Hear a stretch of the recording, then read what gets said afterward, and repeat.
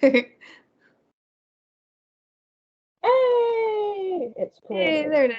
it Yay! is. Woo! Out of time with it, as usual. This same thing happened when I interviewed Alex Shelley, but luckily he was late. So like the fact that mine all like was Oh, messed up, and then he turned up, and I'm like, oh my god, I was so worried I was late too. I'm like, oh god. right, right. So I've done that for the rest of the day because Yeah, I'm not very good on my own. Well, I am like not interview, like I'm good at chats. yeah, right. I Yeah, like to chat. It's my whole thing. right. Well, I've just realised my little friend. You can sit there. Right. So I'm very excited because the women's 150 came out, and I was like, and I just Yeah, retweeted everything. yeah, no, it's good. We like that. I get excited every year, especially when it expanded, because I was like, there are so many women, and they're not always all shown. Yeah, I got really excited about it. yeah. So, like, what is the process of that, like, putting it together? Because I know it's not just you, a whole team of people. Yeah. So, typically before like the committee meets, me and my editor in chief, we get together and we decide what the feature will look like. We decide the committee because sometimes it changes, that sort of thing. And then we have like a Zoom meeting. So there's 7 people. And yeah, I mean, we just start from the top at one and work our way down because the top is usually more contested and that's what we want to spend Yeah. most of the time on. Yeah, and then it goes down. We typically spend like 4+ hours in a Zoom call. This year, like hour plus was spent on just the top 2 people, but that's typically not like what happens. But we go through the list once, and it's sort of like a draft in a way where there's a good like 3 weeks before we have to send it to the printers. So we're constantly changing it. There might be some people who get added, might be some people who don't, who get kicked off, especially what changes the most is like the bottom of the list, right? So Yeah. indies, somebody might win an extra title or they drop a title, or we just forgot to sort of look at someone. That happened this year too. We were like, oh, we should look at this person. And so it's like it takes forever. I mean, it takes up a good month and a half of my entire life. Like we just we just keep track of women's wrestling and yeah, and then I mean, we don't always all agree on the whole list. There are places that, but it's vote by committee. So yeah, Yeah. yeah, we take it seriously.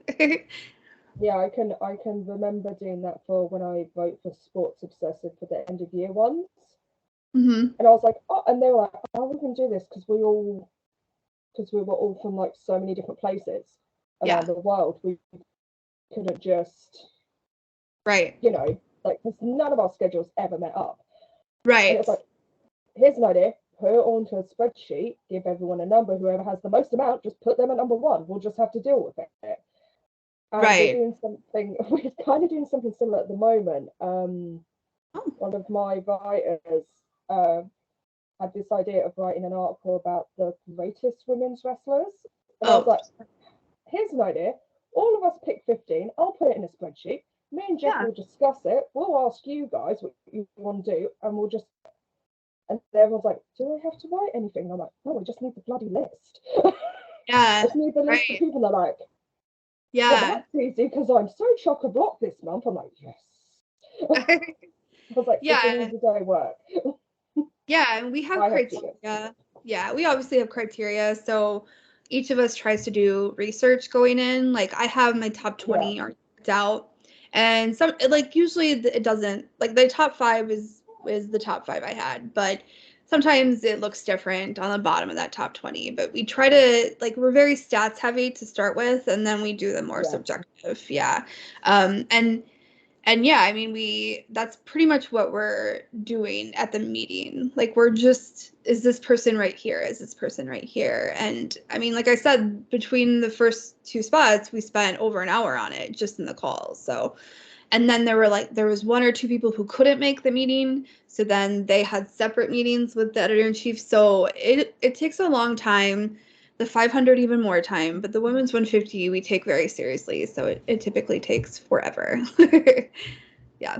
That's understandable, because I think the men's list's been around for so long, and the women's list I know historically hasn't. Even though, if you actually look back in time, like, women's wrestling has always been there, but it hasn't always been treated correctly. Yeah. Which is very annoying for me, because I obviously 90s kid grew up with very little women's wrestling. Yeah, actual women's wrestling, right? Yeah. Yeah. Yeah, because like there was China. Yeah. And like for me, that was it. That was the epitome. And obviously Lita and Trish came in, and I was like, Lita? Who's she? I like her. Right. Yeah. I loved Luna Vachon. I liked the look of her, but she didn't get to wrestle as much, and it was all about the guys. So when people turn around and say, "Who's your favorite wrestler?" I'm like, well, it's not a women's wrestler. And then, like, when I was a kid, and then as I've gone and looked back as I've got older and understand wrestling a lot more than I did when I was a kid, Yeah. I'm like, do you know what? Yeah, China wasn't the greatest in the ring, but an amazing talent, and the barriers she broke. And I'm like, oh, I love her. And I've like gone back and watched so much Bull Nakano, because I completely missed that, because of how, like, that was around the time I was born. She was in WWE, like WWF at the time. And so I've gone back and I'm like, that girl, I love her. Yeah. So I just get so excited. Yeah. I love women's wrestling. And I completely understand, actually, why it took you so long for the top two this year. Mm-hmm. Like, figure out who was going to be number one, because it's really hard. They've both had amazing years. Mm-hmm. And I think the obvious would have been who came in at number two, but I like the fact that you went with someone not from the top promotions in America. Yeah. You went for a top promotion in Japan, and it's like it might get more eyes on Stardom, and then it might get more people to watch more Joshi, which would be awesome. Yeah, we had a really good Joshi presence. It was 1/5 of the list. We can sort of credit a lot of that to Karen Peterson from Post Wrestling, because she's incredibly smart with that stuff. She's just ingrained in it. But yeah, I mean, the thing with Bianca and Shuri was they were so even on a lot of things. They both are really important in representation. They both are very athletic. They both have a lot of charisma. They're both, true stars in their promotion. But when it came down to it, all things equal, Shuri just had a better year on paper. She had more titles. Yeah. She fought more matches. She fought more different types of different people. So that's like quality of competition. Her moments in pay-per-views were a little bit bigger. So on paper, wins, that kind of thing, she had a better year. So it really came down to that. And when we decided to cement Shuri in number one, we were so excited, because you're right, this is the first time since 2013 that a non-WWE wrestler has ranked number one. So it was a huge moment, and it's the first time a Joshi wrestler, or at least a wrestler who was signed to a Joshi promotion at the time, because Asuka was at WWE at the time. Yeah. So the first time a Joshi wrestler had top number one as well. And they did a special shoot with the three that were in the top 10, and it's an incredible cover. And it's just seeing like the response from Shuri alone was just worth it. Like, she was so excited. And the interview that Karen did was super. And I'm like super proud of this. It's gonna get like framed. I mean, they all typically get framed, but they're gonna get framed. Yeah. I'm super proud of this issue, and it's not to say Bianca is a bad wrestler at all. At all. She had a lot of she's number two. Like, yeah, I know, and it was not easy. She has a lot of star power even outside of wrestling. yeah. She's been like one of the pillars of WWE over the last year. She had a lot of good stuff with Becky, but she did a lot of house shows, which they count, but not as much, and a lot of just the same people over and over again, which just yeah, and one title as opposed to three. So that's all. It's really just down to those. It was incredibly hard to pick. That discussion went on for weeks. So yeah. I also think a lot of people who, you know, they wait for the list and then they read it and then they complain. They don't always take in the criteria. And this is a conversation of an argument I have had over the years.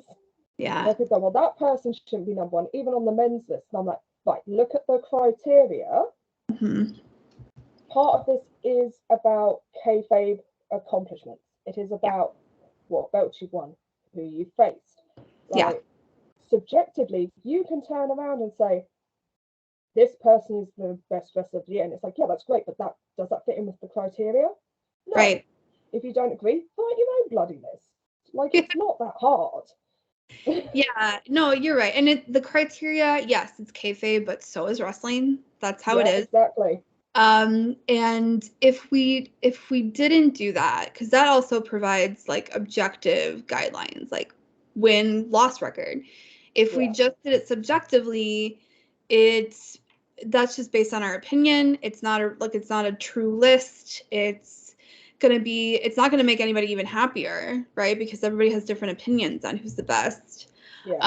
And frankly, the list, if the committee doesn't switch up very often, the list will just stay the same every year. And this is just supposed to be a snapshot in time. It has no bearing on if somebody is a better wrestler than other people.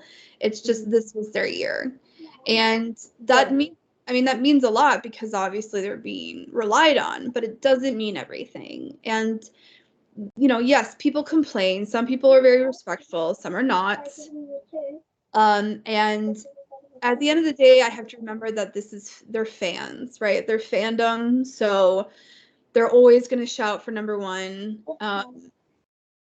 Some people see the criteria, some people do not. Some people ignore it, some people do not.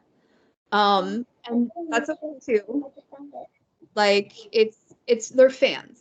So for me, as long as they're respectful and they come in with like an interested discussion, then I'm for it. But the second that they're rude, then it's like there's no changing that person's mind. Their mind is made up.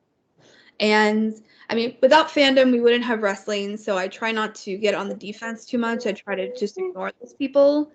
But it's hard. But yeah, I mean, everyone's got a different opinion. And like I said, I don't agree with every person in this list at the spot they're at, but that is commitment. You've also remembered 7 people. Like 7 people made this list. So and we don't make it for the fans. We make it for the wrestlers. We're celebrating them and all the accomplishments that they made. And for the most part, wrestlers are very responsive and all that stuff. So we can't please every fan, so we don't really do it for every fan either, Yeah, I understand that completely. And I have certain opinions about certain wrestlers. And I'm not going to turn around and call someone a name over it. Right. I'll just be like, hey, listen, this is why I don't like this person. Here's the list of why. And then they'll be like, you're stupid, or, oh, God, or they'll just berate me in a certain kind of way. Yeah. And I'm like, I saw a guy say the same thing to you, and you didn't react this way. So what is the actual issue here? Right. And that has been very difficult. Because obviously I don't get nearly any of like the reaction you do because you work very much in the industry, and like I started my journey into this a few years ago and I'm terrible I'm like very stop and start, and now I have my own website. I'm like, oh look, all this responsibility. Okay. Which I kind of done out of a necessity to everywhere I've been building and building, I've built things, and then suddenly I'm like, oh, okay, I built this thing, and now you don't want me here anymore. Okay. And then eventually I just went, I'm gonna do this. Funnily enough, it was I was talking about it to two of the guys who left with me when we wrote a Sports Obsessive. And I was like, do you know what? I've got a crazy idea. And I said the crazy idea, let's just start a website. Let's just do it ourselves. Yeah. And then I told my grandpa about it, and he just looked at me and went, I know you're going to be able to do whatever you put your mind to. I know you. Mm-hmm. And it was like, I may not have read your articles because, like, I don't really have that much interest. He never really did internet. But he was like, I see how hard you work, and you can do this. So, and I am forever grateful actually for Swifty, who was one of the ones who helped me, because when my grandpa ended up in hospital and then passed away, he took the reins and went like a new website. Like, we are less than a year old, and he went, whatever needs to be done, I'll do it. And I'm like, are you sure? Are you okay? And he's like, yep, you go and do what you need to do. And I'm like, that's awesome. Yeah. And they're great. Like, they don't see me as, like, how a lot of people on this, like, I'm a girl. They don't see that. They're just like, hey, she's a writer and she wants to do this, and like, we fully support her because she takes the time. Like, I think when someone asks me a question, especially when it comes to like the editing and the SEO and things like that, I will be like, hey, we can either do this all in one go, or we can do it step by step. Mm-hmm. And I found that like people are really responsive when you actually take the time. Because I've also worked in places where they go, hey, here's all the information, and it's like, there is a lot of information to break down. Yeah. How am I going to get my head around this? Yeah. Like, this is a lot. So I've had that at some places, especially places I've been paid at, and then there's other places which I'm paid for, which absolutely amazing. They allowed me to take the time I needed. I've just, published my first article back in 4-ish months. It's like, I've done a whole article on page, like, I pitched it because I write for What Culture, and obviously as a contributor, but I was like, I can't get any of this stuff done, and I can't sort this stuff out because of what's just happened in my life. And they were like, you do what you need to do. Yeah. So they allowed me that. It was never a case of, oh, well, you have this pending, so can you get it done? It was a case of, hey, when you can do it, just do it. Yeah. Which is really nice. And it's because it's a contributor, it's a lot more chilled out, and compared to somewhere else I used to work, which I was paid for, the amount of time I put in equates to how much I'm paid. And that's good, because I was stressing myself out with one place, and I was like, sure. Yeah. This is too stressful for my brain. You want me all this work and I'm getting nothing in return. Yeah. Right. Yeah. I just went on a bit of a ramble there. There you go. That's okay. That's okay. That's all right. Okay. Welcome to my podcast. I'm a rambling monster. I can't help it. I just start talking and it's like, That's okay. I understand. So with the top 10, I was like, I can't wait to see it. And obviously it was announced. And seeing Starlight Kid on there, I was so happy. So I've been very vocal for the last, I'd say 2 years, about how much I love her. Mm-hmm. But since she turned heel, I instantly, because I always liked her, I always thought she was really cool. There was something about her. And the moment she turned heel, and I was like, this is what she needed. She was so good in the ring. Like, the look she's got now, everything about her, and I get so excited when I know she's on a card, or just her entrances are amazing. Whoever's doing the photographs for like some of those events, they Yeah. just they always capture the spirit of her, but they do that for Stardom. They always capture the Yeah. spirit of the wrestler, and I love that. She I think really came into her own. I mean, she was always great, but I think she Yeah. really came into her own when she embraced this dark side of hers, right? Mm. And then she recruits Momo, and it's sort of like this pairing of, and Stardom doesn't necessarily have like heels and faces so much. Like they're not typically like that. But Starlight Kid was really the one to kind of push that, and then Momo became that, and then so Ode High now is like really like the heel faction. And she also held like 3 titles, and she defended it against some of the best like Utami, and she had a very good showing at the Grand Prix. And so she's really coming into her own now. She's been there for like 7 years, but she's really coming into her own now. And I definitely know she has a lot of star power, and especially like you said outside in the photos and stuff, she's used all the time in promotional materials. So she had that match where it was the match or the face against like the loser had to join the winner's faction. Yeah. That's where Momo sort of turned. And so Starlight Kid has been this year a lot of really cool moments. And yeah, like the fact that we could put 3 Stardom wrestlers in top 10 was really cool for us. Yeah. I'm terrible because I love Stardom. I'm always trying to find the time in amongst all my life stuff, because I'm a mum and I'm a carer and like all the other stuff that goes with it. Right. And I'm always just like, can we please just get an app? I just want an app so I Yeah. can have it on my PlayStation or on Yeah. my Apple, like my Fire Stick or anything like that, so I can just sit down and watch it instead of having to go to the website. Right. And then I've got to set it all up and make sure it's working. And sometimes it doesn't because my laptop hates me. It's the whole thing. I just want an easy, accessible way in order to watch Stardom. Yeah. So that's the one thing I would like in the next year. Yeah. I've been asking for this for a couple of years. Yeah. When I live in the States, this might help. Yeah. Well, and I live in the States, so it's always at like 2 a.m. in the morning, which, is really hard. It was American stuff.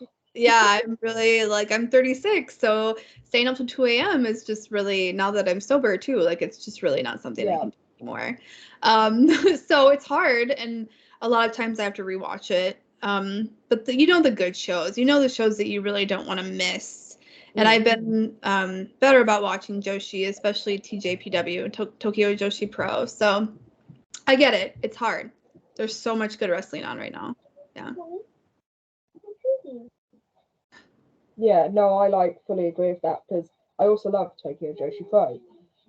Luckily, they have the whole website where I can watch Noah, I can watch DDT. Yeah, DDT. Wrestle Universe. Yeah, I'm just so behind on everything because I just haven't the time. I haven't watched any wrestling in about a month, so I've been keeping up, and I'm like, I need to sit down and watch some wrestling, but I get so hyper focused on things. So like fall, as you call it, autumn came, and I was like, oh, well, I need to watch Gilmore Girls. So I've nearly gone through all of that because I had to stop watching it because my mum's never really seen it. And so I just got hyper fixated on that, and then before that I got hyper fixated on Harry Potter again, and now I'm like, I've missed so much wrestling. Yeah. What is going on? Like I've been keeping up, but now I'm like, I need to go back and watch the bits I've missed. Luckily, there was Stardom. Jeff, he does most of the Stardom writing. They'll be like, hey, you need to watch this match, and I'm kind of compiling a list. Yeah. So that when I get time at the end of the year, I can sit down and watch the whole list of things that I've missed. Right. And then I can be like, this was good. I enjoyed myself. Yeah. Just like I'm gonna have a huge blowout. I'm just gonna get some ice cream and pick out all the matches because I know you put it on a playlist on the website and just like say it off. Be like, Mum, you're watching Joshi with me? And she's gonna be like, okay. because Okay. she likes wrestling, but I'm trying to. So Tokyo Joshi Pro, she's not too keen on. I think it's because she feels they're a little bit because they're so little. Yeah. Sometimes they look like they're not hitting hard. But then she watched some Stardom stuff and she was like, "Oh my god, what is this?" Yeah. And I'm like, "Well, you know, Io Shirai." She's like, "I love Io Shirai," and she loves Kari. The moment she saw Kari, she loved her. Yeah. And she loves Asuka, and she's kind of slowly figuring it out. So it's Mhm. nice. It's nice that she is learning because she Yeah. loves New Japan. Okay. And then I got her to watch the New Japan Noah show, and she was like, "Who's that?" And I was like, "Oh, it's this person." And I was like, Yeah. 1 minute, I don't know the full history because like I know Noah, I know people that wrestle, but like I'm not as knowledgeable as I am with New Japan. Because New Right. Japan, it was my gateway drug into Okay. Japanese wrestling. Sure. So I looked stuff up, Okay. and so I will look it up, and um, then I was just like reading off things, and she was like, "Oh, I never knew that," and she was like, "Oh, who's he?" And then I say how old he is, and she's like, "No," Yeah. because my mum's not an old mum. Um, so sometimes I'm like, "Oh, that person's this age." She's like, Yeah. "That's not fair." Right. She's around the same age as Jericho, and she's like, "I wish I look like that." I'm like, "Mum, you literally have like osteoarthritis and fibromyalgia. Like, Yeah. don't expect yourself to Right. Right. look like that, you know." Yeah. I was like, "You're Right. beautiful though, and I love you." And like, Yeah. you haven't had to take bumps on your back for the last like 20, Right. 30 years. So True. Yeah. Yeah. if you had, whew. Right. Exactly. Yeah. But she's wonderful. She cracks me up. She Yeah. sometimes gives me my best lines when I'm Yeah. shooting or watching anything, and I'm like, someone needs to record you. You were so funny. Just, Right. she just said stuff, and I'm like, what are you doing? And then because I'm quite good friends with wrestling Jeebus, so he always like tests jokes with me before he puts them online. And I'll be like, I'm crying with laughter. Yes, and they put it on. And he's like, hey, that's done well. I'm like, Yeah. I know, Yeah. it's funny. And sometimes people he'll be like, is this a bit too corny? I'm like, it's a grandpa joke. I love it. Yeah. Anything that's a dad joke, multiply that, and that was what my grandpa was like. That's funny. Yeah, Yeah. love it. So, obviously, like talking about women's wrestling, I also really love the fact there were women from the knockouts division because I don't never have the time to watch wrestling, like I said, but my love for the knockouts division is big. I Yeah. think a lot of people, and as much as I love the WWE and them doing the revolution and actually allowing women not to be divas anymore, because I always hated that belt. I always hated the term divas. I do love Total Divas. It's a great show. I live for the drama. Mhm. Um, don't we all? Yeah. Actually, got a lot of people I know who watched that first, got into wrestling. Yeah. Yeah. Me too. So, and then they Yeah. were asking me questions, and I'm like, oh, here's some information. Um, Right. yeah. So, but the Knockouts division were doing all of that way before, Right. and I think them pushing those boundaries, and then people like Lufisti's and other women's wrestlers on the indies pushing to be able to do those harder hitting matches, the the hardcore matches, going to Japan and learning, or Mhm. Mexico to learn, and getting a well-rounded education in wrestling Yeah. really allowed for this to happen in other promotions. The only Mhm. thing, obviously, I think I'm very similar to you in the sense of like what AEW is like with this division, Mhm. in the sense of I understand they are a new company. I understand they haven't been around long, Mm. but and obviously with the pandemic, they fully intended to use Joshi wrestlers to their full effect, and then the pandemic hit.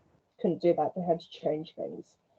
Yeah. But for me, that doesn't excuse the lack of time and the lack of storylines they get in comparison. And that's something that was really starting to annoy me in WWE as well up until quite recently. Mm-hmm. I always fully believe that, say you've got 4 titles on a show, Mm-hmm. and your show is 2 hours. So your women should at least be getting half an hour. You should be having half an hour for your top Mm-hmm. male one. Your mid card should at least have half an hour. Yeah. It's obviously including breaks. And then there should be at least half an hour dedicated to the tag team division. Mm-hmm. And that's how it should be broken up. And if you're not giving the women the time they need, and obviously WWE are terrible for tag division, they are getting better since Triple H came in, because obviously he loves tag team wrestling, he loves women's wrestling. Mm-hmm. So that has improved. But Mm-hmm. I just feel like there should be more.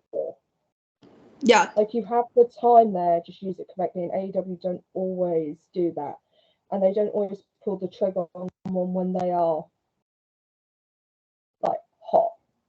Mm-hmm. They just don't do it.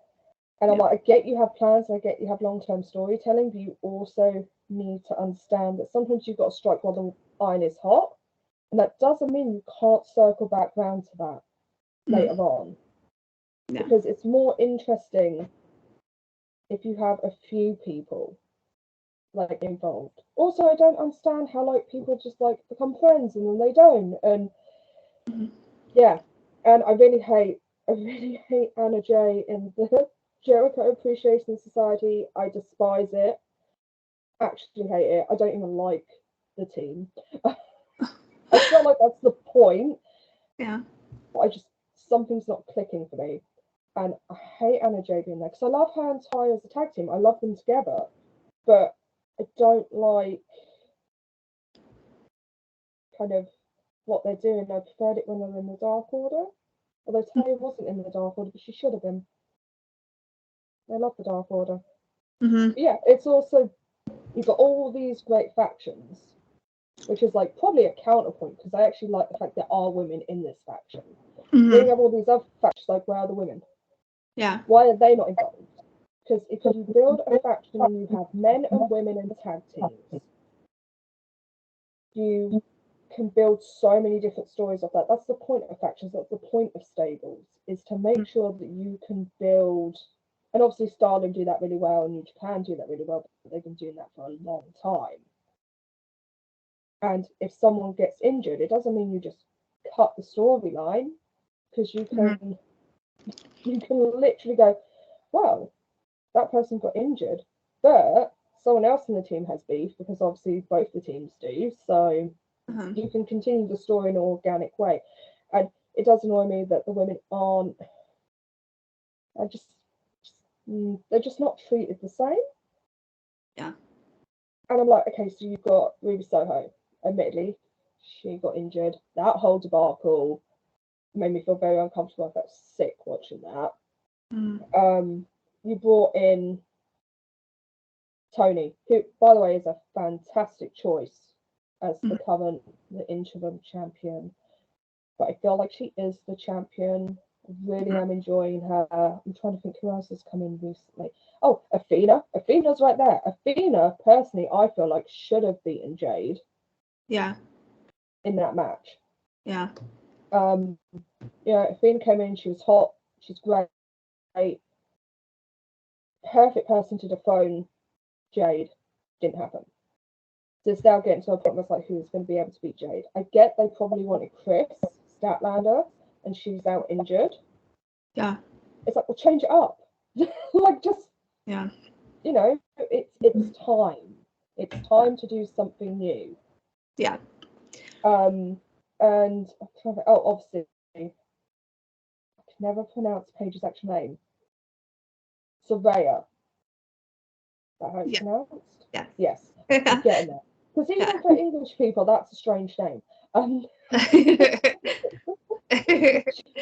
She's from further up north, though. I'm from the south. Yeah. Good old Norwich. Which I've never been. I've always wanted to go because I love her. Yeah. I'll probably get there and be like, wow, this is nice. That's how I feel whenever I go there. England, everyone thinks England's one way, and it's like, oh, no. If you go to certain places, it's like, oh, there's a nice bed, there's a nice mattress just sitting on the side of the road. It's lovely, it's great. It's great. I love living. I love living. The weather's horrible all the time. Yeah. Either too hot, too cold. Feel like I'd probably fit in really good in the Midwest. America. Probably. Yeah, plus that's where most of my family, like from Ireland, hopped over to. So yeah. Right. So I lost my point because I was talking about Paige. Oh, yeah, she's coming. Obviously, we don't know yet officially if she can wrestle. I like the fact they're doing some between her and Brett. Because I think that would be great. Oh, it's going to be fantastic. It's her. They're both amazing, aren't they? Yeah. And it's like a old guard versus new guard, even though, like, they're both not that old, because she's around my age. Right. So it's, which is also crazy to think about. Yeah. It's just crazy. Yeah. So, and I'm just like, oh, I'm glad they did something with her, but I hate the fact they missed opportunities with other people they brought in. Whereas they kind of didn't do that with a lot of the guys. I have noticed in the last 6 months to a year, they've brought people in, people really excited about, and they're not really done much. And I know the roster is bloated. I do understand that, but there really is no excuse. Yeah. And the problem, like, Rampage is pretty good. I like the fact it's a nice condensed hour. It'd be nice if they kind of had set kind of rosters for both. I know that's like, but I would like that. I feel like that'd be really fun. And then, you don't have to have them completely set. You can always have someone, have people flip between. You can do that. It's not an issue, but just maybe like a set kind of, these storylines are on this show. So with the women, obviously, oh God, what is Rampage on? Because I don't know American stuff. It's on Friday. I know it's on Friday, but what network? Oh, TNT. Still on, it's on TNT now. Yeah. Because the women's title is obviously TBS, which is slightly confusing. Yeah. But no, like, put the TNT title stuff on TNT. That'd be Rampage, right? Yeah. TBS on Dynamite. Although beforehand, it was the other way around, wasn't it? Yeah. Which would probably have worked better. Yeah. Because then you could have a full half hour of women's stuff on the Wednesday, and then 15 minutes to half an hour of women's stuff on 15 minutes. Because as much as I love Jade and how great and how much she's improved, she has a long way to go. So like 15 minutes for that championship. Yeah. That would work nicely. I'm just trying to work it out in my head. There are ways they can improve, is what I'm saying. And that would be great. I really would love them to just improve. Yeah. Yeah, I think so. Going back to the beginning of your conversation, like, yes, like, because I did stats, right, for the first half of the year, and assuming they haven't changed much, which they don't typically, yes, Impact is slightly better, but they're all really bad with, it's all around the quarter percentage. So, like, nobody's good. Nobody's meet 50%. No one's even close to 50%. I would say the thing that Impact does well, and that's why Jordan made the top 10 at number 6, was that they give women opportunities like intergender or genderless titles. So she's fought for every title except for the men's world title, so the Impact World title.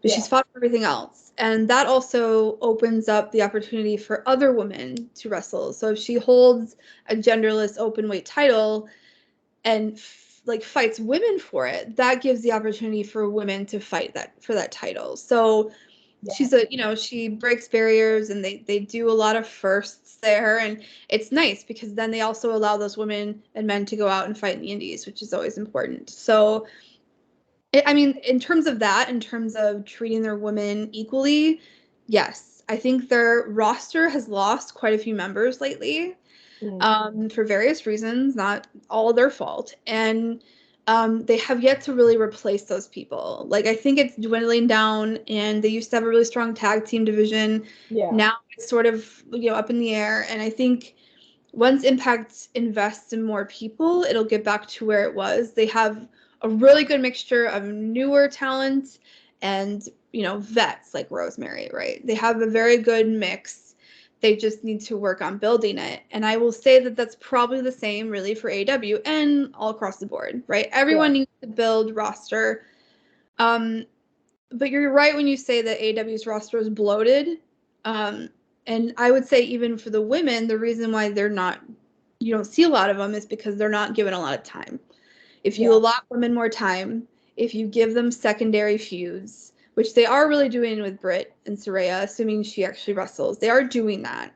If you build secondary feuds, then they'll have reasons to be on the show. But if you don't have the time, if your guys have 5 titles and your women have 2, and you know you put one title match on each show or sometimes on YouTube, then you know you're not really able to build those feuds or secondary feuds. And yes, the roster has been riddled with injuries.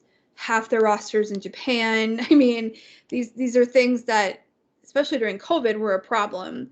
But you know, they have like over 100 men at this point, and at some point you have to go, okay, so how do we improve this? And I'm not going to pretend to be a booker. I'm not a booker. I don't know how to book, nor do I know their process of booking. I have never promoted a wrestling company. I've never done that. But the simple fix, at least to me and to most fans, is that give them another match. Give them another feud. The Britt and Saraya feud's great, but it's happening outside of the ring. A lot of people call me the stopwatch, but that's because. I appreciate it. I love it when you tweet something like, "Oh, they only had this amount of time this week," and I'm like, "Okay, let's all talk about this because that's not okay."